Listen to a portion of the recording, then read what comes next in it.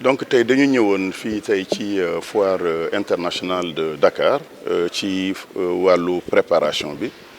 ci pour seet naka la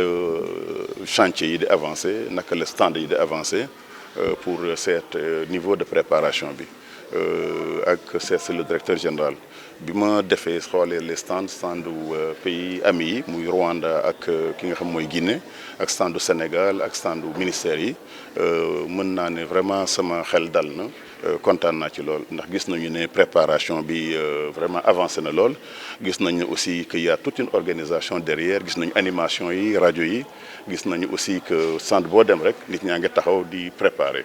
te loolu li muy wane rek mooy que préparation bi équipe bi nga xam ne mooy yore foire bi muy directeur ak équipe am def nañ liggéey bu rafet a rafet li ñuy ñaan maintenant mooy fii ak justement ouverture bi lépp mën a pare pour ñu mën a ñëw ci li nga xam mooy essentiel bi li ma doon wax rek mooy foire bi ren la am 50 ans juróom fukki at je pense un âge la bi nga xam ne ci ngay gën a am maturité juróom fukki at yooyu gis nañu ne Sénégal gën nañ koo xam atteindre objectif yu bëri def na loo xam ne vraiment ki ñëpp xam la foire internationale de Dakar maa ngi doon wax directeur maintenant li ñu war a xoolaat mooy les prochains 50 ans maanaam lan la ñu war a defaat lan la ñu war a fexe ba foire bi egg dimension yooyu loolu mooy d'abord réfléchir ci foire bi naka ban melokaan la war a am ci at yi ñëw nii est-ce que dafa war a nekk foire rek wala dañ ko war a yóbbu vers un trade center ensuite naka la ñu fexe ba foire bi ñu mën ko am dans les 8 pôles du pays ndax la foire internationale de Dakar vocation nekk rek mu nekk à Dakar dafa war a nekk à Ziguinchor war a nekk à Fatick war a nekk aussi un peu partout à Kaolack Thiès Matam Saint-Louis dans toutes les régions loolu dimension boo xam ne je crois que foire war na koo def actuellement wane aussi que foire bi dafa am importance mooy branding bi maanaam la marque du Sénégal dafa war a fexe ba lépp loo xam ne terroiru Sénégal dañ koy wone ñu gis ko fi war a wone aussi ci lépp lu ñu def ci wàllu ministère industrie ak commerce dafa war a feeñ aussi xam nga depuis cette année ñaari ministère dañ ko bokk Sénégal boobu nag dañ ko war a wone le Sénégal du gaz du pétrole ak Sénégal du phosphate yooyu dafa nekk thème yoo xam ne aussi c'est important pour que ñu gis futur bi lan lañ war a apporter ci wàllu emploi lan moo war a nekk impact bi ci wàllu promouvoir la marque Sénégal ndax Sénégal marque boobu nag foire moom moo koy wone loolu dafa am importance mais aussi dafa war a wone que suñu artisans yi ak suñu jigéen yi nga xam ñoo nekk ci GIE yi dañu am talent pour ñu mën leen aider pour ñu am ay partenaires à l'interne mooy les B2B thèmes yooyu gis nañ ko fi li ñu war a wax rek mooy ministère du commerce et de l'industrie dina taxaw ci présent ci foire bi di ñaan tous les autres ministères ñu ñëw mais di ñaan surtout population bi ndax foire c'est une fête la boo xam ne ku nekk da ngay découvrir li nga xam ne sa réew da koy def ci wàllu innovation ci wàllu koom-koom ci wàllu industrie ci wàllu commerce mais aussi wàllu artisanat am na aussi pays yoo xam ne dañ leen invité pays yooyu aussi ñoom ñëpp ñu ngi fi may ñaan population bi yëpp comme dafa am ay animation am lu bëri fi xew ñëpp ñëw pour cette foire bu ñu xaar rek samedi ak dimanche il faudrait que tous les jours vraiment foire bi war a ñëw ñëpp war a ñëw population bi rawatina jigéen ñi rawatina xale yi rawatina mag yi gis aussi que pour le monde économique mooy les hommes d'affaires occasion aussi pour nga compte yeneen partenaires yoo xam ne dañu jóge bitim réew ñëw fii ak le patronat national loolu mooy vraiment li nga xam ne moom mooy sama kii ci foire bi année bi sama sensation gis naa ne c'est parti pour bien réussir maa ngi féliciter vraiment le directeur général ak équipe bi mu àndal yëpp pour foire bi cette année. Monsieur le ministre, vous effectuez cette visite à quelques jours de l'ouverture de la FIDAK. Est-ce que vous pouvez nous donner une estimation par rapport à l'état d'avancement. Oui, je voulais d'abord vraiment féliciter le directeur du CICES et exprimer ma satisfaction après ce que j'ai vu. Ce matin, j'ai pu voir le stand du Sénégal, le stand des pays invités, les différents stands, de même que le niveau de préparation et d'équipement des stands. Et à l'issue de cette visite, je dois exprimer ma satisfaction pour dire que je suis ravi de voir qu'un excellent travail a été fait. Nous voyons que les différents pays participants sont déjà à pied d'œuvre. Les stands sont extrêmement avancés et je pense que là, nous serons prêts pour l'inauguration. Et je voulais vraiment lancer un appel maintenant à tous les Sénégalais pour venir massivement visiter la foire. Ce sera une période de fête, mais à mon sens, c'est avant tout d'abord un marketing du Sénégal. Nous voulons vendre le Sénégal de demain, le Sénégal qui est assez connu sur le plan politique, qui vient de faire une transition démocratique extrêmement importante, qui vient de connaître des élections apaisées. C'est le Sénégal économique, le Sénégal du gaz, du pétrole, le Sénégal du phosphate. Un Sénégal qui est une des nations qui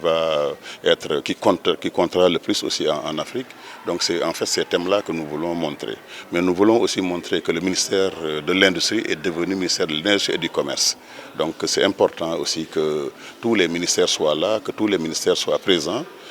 également qu'on puisse s'assurer que les autres ministères qui sont avec nous, le ministère des Finances, le ministère de l'Industrie, du Commerce, mais aussi les ministères de l'Agriculture, tous ces ministères-là doivent être présents. Parce que la foire, c'est avant tout une institution du gouvernement. Ça me fait beaucoup plaisir. Mais je suis aussi ravi de voir que les deux pays invités, que ce soit le Rwanda, un grand ami du Sénégal, mais aussi la Guinée-Conakry, qui est un autre pays ami du Sénégal, sont également présents, sont en train de préparer aussi le stand. Je pense que c'est une occasion unique après cette alternance de montrer que la foire va prendre un nouveau tournant. Je le disais tout à l'heure avec le directeur général, je souhaite que dans les années à venir, que la foire puisse être réfectionnée. Le niveau, depuis 1974, c'est 50 ans cette année, on fête les 50 ans, mais j'aimerais pour les 50 prochaines années que la foire puisse avoir un nouveau tournant. D'abord en s'équipant de nouveaux bâtiments, en se donnant une nouvelle mission, en organisant des événements beaucoup plus récurrents, des événements mensuels sur 12 mois, mais surtout que la foire puisse aussi aller s'implanter dans les 8 pôles économiques du Sénégal. Une foire, le CICES n'a pas seulement ambition de rester à Dakar, le CICES doit être maintenant présent à Matam, à Ziguinchor, à Thiès, à Kaolack, à Saint-Louis, organise des foires sur toute l'année avec nos produits régionaux, avec les produits agricoles, les produits industriels, les produits artisanaux de tout le Sénégal. Bref, donner une opportunité à nos commerçants, à nos industriels de se vendre, de faire du marketing aussi au niveau régional, national, au niveau international. Je pense que c'est ça un peu l'avenir et je sais qu'avec le nouveau directeur qui a beaucoup de projets, on va aller dans ce sens-là. Mais j'avais aussi dit que la foire doit aussi devenir un World Trade Center. Nous devons aussi voir l'avenir, ce qui se fait de mieux dans le monde, pour aussi justement s'approcher de cela. Cela veut dire de nouveaux bâtiments, de nouveaux immeubles, de nouvelles tours, justement, pourquoi pas, des hôtels, des restaurants. Donc c'est ça qui permettra en tout cas à la foire de devenir justement une structure tout à fait nouvelle, avec beaucoup d'ambition pour le Sénégal. Et je sais que le directeur général porte cette ambition. Absolument. Le 50e anniversaire, d'abord, c'est vraiment rendre hommage à un homme, Léopold Sédar Senghor, qui a créé cette foire-là en 1974. C'est 50 ans de succès, 50 ans vraiment d'animation, 50 ans d'impact économique et social, avec une idée qui était très chère à Senghor, c'était l'enracinement et l'ouverture. Je crois que ce thème-là est encore d'actualité. Mais comme je disais au directeur là, il faut maintenant penser aux 50 prochaines années. Dans le référentiel, nous parlons de la vision 2050. Il est évident que la foire doit porter cette vision du Sénégal 2050, tant au niveau politique qu'au niveau économique et social. Vous savez que le projet du Sénégal 2000 est extrêmement ambitieux. Donc ça veut dire que tout simplement cette foire, cette année déjà, doit montrer qu'il y a cette rupture aussi dans la façon de réfléchir, dans la façon de penser, dans les ambitions. Je parlais aujourd'hui de la nécessité de mettre en valeur les atouts du Sénégal, le pétrole, le gaz du Sénégal, le phosphate du Sénégal, tous nos projets portés par le référentiel, c'est important. Mais il faut aussi voir ce que va devenir la foire dans les prochaines années, dans 5 ans, dans 10 ans. Où est-ce qu'on veut être? Non seulement on veut être présent partout dans les 8 pôles du projet, mais nous voulons aussi être présents à l'international. J'aimerais aussi qu'on fasse venir les pays sur les 5 continents, c'est ce que je disais tout à l'heure au directeur, qu'il faut que les grands pays du monde soient là, les États-Unis, l'Afrique du Sud, les pays comme justement de l'Union européenne, la Chine, l'Asie doit être là. Et ça, c'est un autre projet que le directeur général devra porter. Monsieur le ministre Serigne Gueye Diop ànd ak ay collaborateurs am ñu ñëw xool fan lañ toll ci liggéey bi ñuy jublu ndax foire bi umpale woon ni le 28 novembre lay démarrer ba le 15 décembre looloo waraloon tànki tey ñu ñëw visiter ji stand yi donc bi mu ñëwee gis na ni avancé nañ ci travaux yi donc occasion la ñu féliciter sama collaborateurs yi ci jàpp yëpp nga xam ne guddeeg bëccëg ñoo ngi liggéey fii la ñuy nekk 8h ba 21h chaque jour que Dieu fait donc c'est l'occasion de les féliciter lépp nag dañ koy def pour que bu clients yi ñëwee bu exposants yi ñëwee rek bu public bi ñëwee fekk stand yëpp pare fekk ñu mën a def foire bu mucc ayib ren nag dañuy fêter suñu 50 ans 32e édition moo tax mu doon ñaari cachet yu mag yoo xam dañ koy def te mënuñ ñoo ne 50 ans foire te waxuñu Léopold Sédar Senghor ndax bâtiment yii fi nekk boo na ko gisee Léopold Sédar Senghor la dama koy wax ni Léopold Sédar Senghor en 1974 bu mu koy inauguré foire bi moo ngi tolloon ci 107 hectares tey ñoo ngi ci moins de 20 hectares daanaka dafa amoon benn vision pour CICES ab luuma bu ma ko mënee tuddee noonu bu sous-région bi la ko bëggoon a def mu doon un monde de rendez-vous du donner et du recevoir loolu loo taxoon moo amoon vision bi moo tax bi ñu nee 50 ans rek ñu ne il faut que ñu célébrer ko donc ministère de la culture jàppale ñu ci bu baax a baax pour que ñu mën a defee exposition des œuvres de Senghor mun a wax tamit ci lan mooy Senghor mais leneen li am solo aussi bu ñu nee 50 ans ñun tamit am na référentiel bu bees bu am vision sur les 50 prochaines années ñun tamit ñu ne 50 prochaines années yooyu ban foire lañ bëgg a am ban xar kanam la CICES war a am moo tax ñu développé ay projets yu bëri yoo xamante fan yii di ñëw di ngeen gis ñu doxal ko maquette yi daanaka pare na ba pare donc dañuy bàyyi foire bi jàll rek dinañ convier presse ñu ñëw woon leen ban vision lañ am pour CICES bii di ñëw incha allah. ñaata exposants la ñu war a xaarandi. alors exposants yi c'est pas moins de 2000 exposants yoo xamante ne ñoo ngi leen di xaarandi 2000 exposants déjà on a 30 nationalités yoo xamante ni confirmé nañ déjà seen présence et ba léegi le service commercial ñoo ngi recueillir léegi ay participation ba tey. mën nga ñëw ci thème ren ji de lan ngeen fas yéene waxtaane ak aussi lan moo waral ngeen daal di tànn Rwanda ak Guinée. waaw thème bi moo ngi jëm ci wàllu tourisme mooy maanaam ñi ñuy gane si donc ñu tànn ci Rwanda tànn ci Guinée sànq dama ko wax ci tubaab ne mënoo wax tourisme te waxoo Rwanda ndax ñun ñëpp gis nañ ko boo gisee Rwanda. bu ñu xoolee ci ñun ñuy seetaan football da doon xool PSG si maillot yi nga gis si visite Rwanda ñu développé benn label donc label bi bañ ko développé ci diggante bi tey Rwanda chaque année daanaka 1,4 million touristes moo fay ñëw tey donc bu ñu nee mënuñoo woote nag ci tourisme te woowuñu ñooñu am nañ ci xam-xam bu mucc ayib ñu ne bu ñu leen woowee échange yi ñuy def rencontre B2B yi ñuy def da par ñu jàngee ci ñoom itam ñoo am lu bëri li ñuy jàngee ci ñun parce que ñun tamit suñu tourisme. tey bu ñu nee pourvoyeur de devise bu weesoo napp gi tey tourisme mooy deuxième pourvoyeur de devise tey ñun chaque année au Sénégal dañu am 1,8 million touristes la ñu am